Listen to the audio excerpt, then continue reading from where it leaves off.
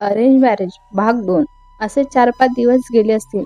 आज अनिताची हळद होती आणि प्रियाही लग्नासाठी तेथेच मुक्कामी राहिलेली होती. 2 दिवस तिनेही सुट्ट्या टाकलेल्याच होत्या आज. आत्याला एक मुलगा आणि एक मुलगी होती. तिच्या मुलाचं नाव राघव होतं. तो अनिता आणि प्रियापेक्षाही लहानच होता म्हणा. त्यामुळे प्रिया आत्याच्या घरी मदतीसाठी थांबलेलीच होती. बरेचसे पाहुणे मंडळी जमलेली होती. पण बिचारी प्रिया ती तर सकाळपासून किचनमध्येच होती. कारण आज भरपूर कामं होती. पण बिचारी प्रिया ती सकाळपासून कामं करतच होती. आत्या सगळ्या पाहुणे मंडळींना विचारपूस करण्यात बिझी झालेली होती आणि प्रिया तिची आई आणि 2 बायका होत्या ज्या किचनमध्ये सगळ्या आलेल्या पाहुण्यांना स्वयंपाक करत होत्या. दिल्लीचं लग्न असल्यामुळं पाहुणे मोजकेच येणार होते. त्या स्वयंपाकासाठी लागलेली बाई आजारी पडल्यामुळं तर आणखीनच धांदळ उडालेली होती सगळ्यांची. हळदीमुळं नवरदेव पण तेथेच आलेला होता.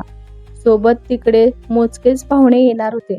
पण झालं असं की ऐन वेळेला पाहुणे थोडे जास्त आलेले होते आणि इकडं स्वयंपाकाचा अंदाज थोडा हुगलेलाच होता. त्यामुळंच प्रिया, तिची आई आणि काही बायका किचनमध्ये काम करत होत्या. प्रिया आता गडबडीत आणखी कणिक मिळावी लागेल म्हणून ती कणिक मळत होती. पण मगांपासून तिची चाललेली धांदल अलका ज्या मुलींकडून पाहुण्या म्हणून आल्या होत्या त्या पाहतच होत्या. हॉलमध्ये त्या सोफ्यांवर बसलेल्या होत्या. पण तिथून किचनही बरचसं दिसत होतं. तिची कामातही चपळाई आणि मन लावून काम करताना तिला पाहून त्याही नकळत खुश झालेल्या होत्या. त्यांनी बसल्या बसल्याच विचारपूस सुद्धा केली. तर त्यांना समजलं की ही तर एक हार्ट स्पेशालिस्ट आणि खूप प्रसिद्ध डॉक्टर आहेत. तिचं खूप नाव गाजलेलं आहे. त्याच्या नकळत मनात आलं, एवढी मोठी डॉक्टर असून पण इतकी साधी राहते आणि कामात पण किती हुशार आहे ना ही मुलगी. अशी संस्कारी मुलगी जर माझ्या आजीतला मिळाली तर किती चांगलं होईल ना. आणि मनोमन काहीतरी ठरवून त्या एका टक लावून तिला पाहू लागलेल्या होत्या. सगळी गडबड आणि गोंधळात हळदीचा कार्यक्रम पार पडलेला होता. दुसऱ्या दिवशी सकाळी मॅरेज हॉलमध्ये लग्नाची लगबग चालू झालेली होती. सकाळपासून तयारी सुरूच होती लग्नाची. सगळा हॉल अगदी गच्च भरलेला होता. नवरी नवरदेव स्टेजवर आलेले होते. मनलाक्षटके झाली होती आणि कन्यादान चालू झालेलं होतं. तितक्यातच ती पायऱ्या उतरून खाली येत होती. कामाच्या गडबडीत ती मात्र स्वतःच्या नांदातच होती. पण तो म्हणजे अजित तिला पाहण्यात गुंग झालेला होता. अजितच होता तो. कारण तोही त्या लग्नात आलेला होता नवरदेवाकडून. नवरा मुलगा त्याच्या मावशीचा मुलगा होता. तो एका चेअरवर जाऊन बसलेला होता आणि प्रिया पायऱ्या उतरून खाली येताना त्याला दिसली होती. खूप सुंदर होती ती. कुठल्याही बेधडक मेकअप केलेला नव्हता तिने. खूप सिंपल असं मेकअप केला होता. अगदी सिंपल काठापदराची साडी घातलेली होती तिने. डोळ्यात काजळांची बारीक रेख ओढलेली होती आणि फक्त लिप बाम लावलेला होता ओठांना तिने. लिपस्टिक ना महागडी क्रीम लावलेली नव्हती ना महागडं क्रीम पावडर सुद्धा तिनं लावलेलं नव्हतं. केस नेहमीप्रमाणे मोकळे सोडलेले होते. ती येऊन एका चेअरवर बसली होती. हातात मोबाईल होता आणि लक्ष फक्त स्टेजकडेच होतं.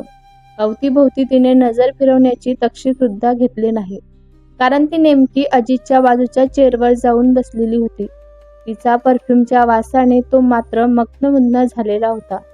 बराच वेळ झाला तरी तिचं लक्ष नव्हतं त्याच्याकडे. तितक्यातच अजितचा फोन वाजला. त्याने तो उचलला आणि म्हणाला, हॅलो, अजित दामोदर बोलतोय मी. आता मात्र झटका लागावा तसं तिने त्या दिशेला पाहिलं तर तोही तिच्याकडेच पाहत होता. तिने पटकन नजर झुकून घेतली आणि धडधडणाऱ्या छातींवर हात ठेवला होता. एक कावळा गिळून ती तिथून उठली आणि 2-3 लाईन सोडून पुढच्या लाईनमध्ये जाऊन बसली. पण इकडं तिच्या या कृतीमुळं अजितला राग आला होता.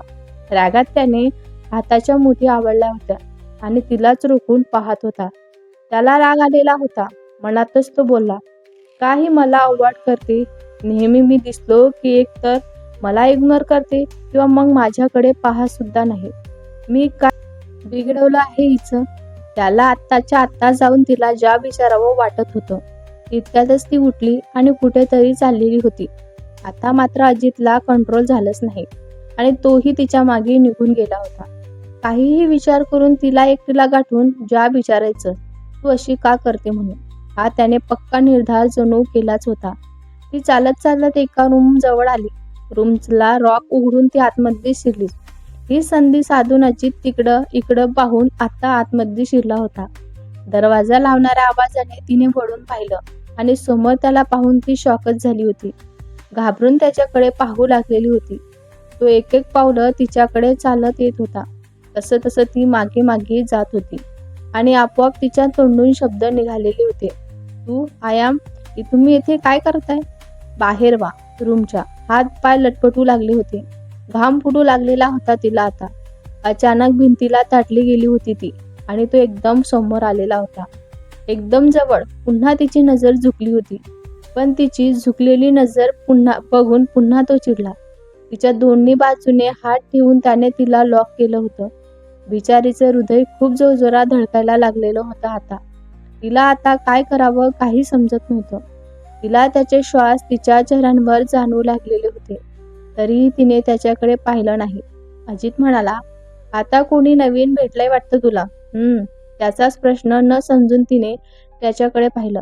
पण त्याच्या नजरेतील आग बघून पुन्हा नजर झुकवणार तितक्यातच त्याने तिची हनुवटी बोटांच्या चिमटीत पकडलेली होती आणि तिचा चेहरा वर करतच म्हणाला होता, इकडं बघ तू आता. आजकाल मी दिसतो की इग्नोर करतेस तू? म्हणून म्हटलं कोणी नवीन भेटले की काय तुला? पहिले तर मला पाहायला तासन तास माझ्या क्लासच्या बाहेर थांबायचीस तू. बोलतच त्याने एक हात तिच्या कमरेत घातला आणि तिला स्वतःकडे ओढतच तिला म्हणाला होता. तशीच ती त्याच्या छातींवर जाऊन आदळली होती. प्रिया म्हणाली, काय बोलताय तुम्ही मिस्टर दामोदर? सोडा मला, प्रिया म्हणाली आणि ती त्याच्या छातींवर दाब देऊ लागली होती. पण त्याची पक्कड मजबूत झालेली होती. खुशीत असं तो तिला म्हणाला, तुला काय वाटलं? मला इग्नोर करणं, माझ्यापासून लांब जाऊन बसणं, अशा चीप गोष्टी करून तू मला अट्रॅक्ट करू शकशील का? त्यांच्या तोंडून हे शब्द ऐकून तिचे डोळे पाण्याने काठोकाठ भरलेले होते. रागाने त्याच्याकडे पाहतच म्हणाली होती. प्रिया म्हणाली, तुम्ही असा काय विचार करताय मिस्टर दामोदर? तुमचा आणि माझा काहीही संबंध नाही आहे. मी तेव्हा चुकले होते. पण मला वाटतं होतं की खरंच तुम्ही मला योग्य रस्ता दाखवलेला आहे. मला वेळेवर माझी चूक तुम्ही दाखवून दिलेली आहे असं मला मनोमन वाटत होतं. तुमचे आभार मी मानलेलेच होते मनामध्ये. पण आता वाटतंय मी चुकीची होती. तुम्ही इतका वाईट विचार करता माझ्याबद्दल. शी, असं कसं बोलू शकता ना तुम्ही मला? तुम्हाला काय माहिती आहे माझ्याबद्दल? आता बोलताना तिच्या डोळ्याला धारा लागलेल्या होत्या. तिच्या डोळ्यात अश्रू पाहून तो शुद्धीत आला. तिला बाजूला करून ताडताड पावलं टाकत बाहेर निघून गेला होता तो. प्रिया मात्र स्तब्ध एखाद्या मूर्तीसारखी उभी होती. डोळ्यातील अश्रू थांबत नव्हते तिचे. मनोमन ती स्वतःला विचार करत होती, खरंच त्यावेळेला मी त्यांना प्रपोज केलं नसतं तर बरं झालं असतं ना. मी लहान होते त्यावेळेला. मला समजत नाही की जरी भावना असल्या ना तरी त्या व्यक्ती करून अशा अपेक्षा करू नयेत. माझ्या अल्लडपणामुळं मला समजलंच नाही. कितीही प्रयत्न केला तरी अश्रू थांबत नव्हते. मुसमुसत ती पुन्हा स्वतःला बोलू लागली होती, पण याचा अर्थ असा होत नाही की मी वाया जाईल आहे, कॅरेक्टरलेस आहे म्हणून. मला मुलांना जाळ्यात ओढायला आवडतं म्हणून. शी, किती चुकीचा विचार करतो ना हा माझ्याबद्दल. स्वतःच्या चारित्र्यावर शिंतोडे उडालेले पाहून ती खूपच नाराज झाली होती. तिला खूप वाईट वाटलेलं होतं तिला असा तो बोलला होता म्हणून. तिला खूप अपमानापायी झाल्यासारखं वाटत होतं. कितीतरी वेळ ती रूममध्ये बसून रडत होती. शेवटी रडून चुकलेला चेहरा धुण्यासाठी ती उठली. चेहऱ्यांवर पाणी मारलं, पुन्हा मेकअप केला आणि खाली निघून आली. पण मन मात्र कशातच लागत नव्हते तिचे. अजित सुद्धा खाली आलेला होता आणि त्याचा राग थोडा ओसरल्यानंतर स्वतःशीच म्हणाला, का मी चिडलो तिच्यावर? का तिला रागवलं असेल? का मी तिला नाही ते बोललो? सीट यार, मी रागात तिला खूप ऐकून आलेला हो. हे मी चुकीचं केलं, बरोबर नाही केलं. मला काय अधिकार आहे तिला बोलायचा? पाहिलं सुद्धा मी तिला खूप बोललेलो होतो आणि आता सुद्धा बोललो. का मला तिने इग्नोर केल्यानंतर इतका राग आला होता? ती बिचारी तर खाली मान घालून बसलेली होती. माझी इच्छा होती की तिने माझ्याकडं पाहावं, पण का बघावं तिनं माझ्याकडं? तिला पाहण्यापासून ती माझ्या डोक्यात जात नाही. सतत तिचे विचार डोक्यात येत होते. ओ गॉड, काय करू मी? असं म्हणत तो तिथेच उभा होता. त्या भिंतीवर त्याने जोरात हात मारला. बराच वेळ झाला तरी ती अजूनही खाली आलेली नव्हती. म्हणून इकडं अजित अस्वस्थ होऊ लागलेला होता. त्याची नजर राहून राहून रूमकडे जात होती. तिला पाहायची ओढ जणू त्याला लागलेली होती. ना लग्नात त्याचे मन लागत होते ना तिथे बसण्यामध्ये लागत होते. तितक्यातच ती त्याला पायऱ्यावरून खाली येताना दिसली होती. मनात जणू थंडावा मिळाला होता त्याच्या मनामध्ये. त्याने निरखून तिला पाहिलं आणि तिला मनातच खूप कालवाकालवी झाली होती. सकाळी किती गुलाबाच्या फुलाप्रमाणे टवटवीत दिसणारा तिचा चेहरा मात्र आता कोमंजून गेलेला होता. स्वतःवरच तो चिडला. त्याला खूप राग आलेला होता स्वतःचा. का मी बोललो असेल तिला म्हणून. आता ती जेथे मुलीकडचे पाहुणे बसलेले होते त्या रूममध्ये निघून गेली. खूप वेळ झाला तरी ती अजूनही बाहेर आलेली नव्हती. म्हणून ती काय इकडं त्यालाही अस्वस्थ होऊ लागलेले होते. तिला एकदा पाहण्यासाठी म्हणून तो तिथून त्या रूममधला नजारा दिसेल अशा ठिकाणी जाऊन मोबाईल हातात घेऊन उभा राहिलेला होता, जेणेकरून त्याला ती दिसन आणि कोणालाही शंका येणार नाही. तितक्यातच ती त्याला दिसली. हातात काहीतरी वस्तू घेऊन उभी होती. कोणाला तरी काहीतरी बोलत उभी होती, पण चेहऱ्यावर कोणतेच भाव नव्हते तिच्या. थोड्या वेळाने बाहेर आली आणि पुन्हा पायऱ्याच्या दिशेने गेली. त्याची नजर तिला शोधत होती, पण ती आलीच नाही. शेवटी चिडून तो तिथून लग्नातून निघून गेला. अजित त्याच्या ऑफिसलाही सुद्धा निघून गेला होता. जवळजवळ सगळे एम्प्लॉई घरी निघून गेले होते. मनातून काही गेलाय तिचा चेहरा काही जात नव्हता. रागात त्याने मोबाईल काढला आणि कोणाला तरी फोन लावला होता. राकेश म्हणाला, हॅलो, बोल ना, कशी काय आठवण काढलीस तू माझी? आज कशी काय आठवण आली रे? अजित म्हणाला, हॅलो, मला 10 मिनिटात माझ्या बंगलोवर भेट तू. राकेश म्हणाला, ओके, पण असं काय अर्जंट काम आहे रे जे तू मला भेटायला बोलवत आहेस म्हणून? अजित म्हणाला, you just come, you will discuss it come fast. Rakesh म्हणाला, ओके, आय एम कमिंग. म्हणून राकेशने फोन ठेवला. अजित काही पर्सनल काम असेल किंवा मित्रांची पार्टी वगैरे असेल असं त्याला वाटत होतं. त्याच्या प्रायव्हेट बंगलोवर भेटायला बोलावलेलं होतं त्याने त्याला. राकेशचा त्याचा बेस्ट फ्रेंड होता, त्यामुळे कधीही कोणताही प्रॉब्लेम किंवा मग काहीही खास गोष्टी शेअर करायच्या असल्या ना तर तो अजितला त्याच्या बंगलोवर भेटायला बोलवायचा. अजितच्या बंगलोबद्दल त्याच्या घरीही काही माहिती नव्हतं, कारण त्याने ते घरी सांगितलेलंच नव्हतं कधी. राकेश जेव्हा बंगल्यांवर पोचला तेव्हा अजित हॉलमध्ये तयार केलेल्या ड्रिंक्स काउंटरवर जाऊन बसलेला होता आणि हातात ड्रिंक होती त्याच्या. राकेश म्हणाला, हा यार, बोल ना, एवढं अर्जंट बोलावलंस तू? अशी कोणती डील क्रॅक करायची होती तुला? बोल ना, काही काम होतं का रे माझ्यासोबत? पण जसा राकेश अजितच्या जवळ गेला त्याच्या चेहऱ्यांवरचे काळजीचे भाव पाहून गंभीर आवाजात म्हणाला होता, एव्हरीथिंग सिरियसली बोल. खरंच मला खूप मदत हवी आहे तुझी. मला काहीच कळत नाही रे. त्यावर अजित थोडं उदास होतच बोलत होता. अजित म्हणाला, हो, आज तिला खूप टाकून बोललो रे मी. रडली ती, पण त्रास येते होतो यार.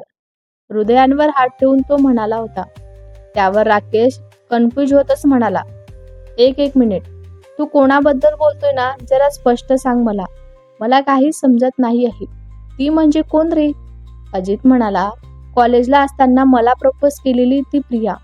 असं म्हणत त्याने हॉस्पिटलमधली पहिली भेट, तिथून ते लग्नात तिला तो जे काही बोलला ना तिथपर्यंत सगळं काही सांगितलेलं होतं. राकेश म्हणाला, काय? ती प्रिया ती दिल्लीत आहे का? आणि तू तिला भेटलास? हे तू मला आता सांगतोय? सिरियसली? इट्स ओके, पण तू तिला इतकं का बोलला यार? काय कारण होतं? अरे, ती ऑलरेडी तुझ्यापेक्षा 7 ते 8 वर्षांनी लहान आहे रे. ठीक आहे, त्यावेळेस तुला तिने प्रपोज केलं होतं तेव्हा ती अल्लड होती, पण आता ती बघत नाही म्हणून तू तिला सुनावलंस का बरं? आणि एक स्माईल राकेशच्या चेहऱ्यांवर आली होती आणि तो आता मोठमोठ्याने हसू लागलेला होता. पण त्याचं हसू पाहून अजित मात्र चांगलाच रागवलेला होता आणि त्याला म्हणाला, इकडं मी परेशान आहे आणि तू दात काय दाखवतोस रे? हसू नकोस. मला सांग, का बरं तू हसतोय? मी तुझा सल्ला घ्यायला इथे तुला बोलावलेला आहे. तू मला काहीतरी सांगशील म्हणून तुला इथे बोलावलेलं आहे, हसायला नाही. राकेश म्हणाला, अरे हसू नको तर काय करू रे मी? तिनं पाहिलं नाही म्हणून तू चक्क तिच्यावर रागावलास. ते काही कारण झालं का? तिने तुला इग्नोर केलं, तुला सहन नाही झालं ना म्हणून तू तिला रागावला ना.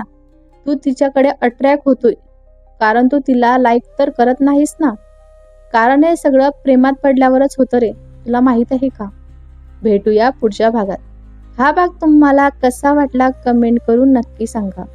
व्हिडिओ आवडला असल्यास लाईक करा, शेअर करा. नवीन असाल तर चॅनलला सबस्क्राईब करा. धन्यवाद.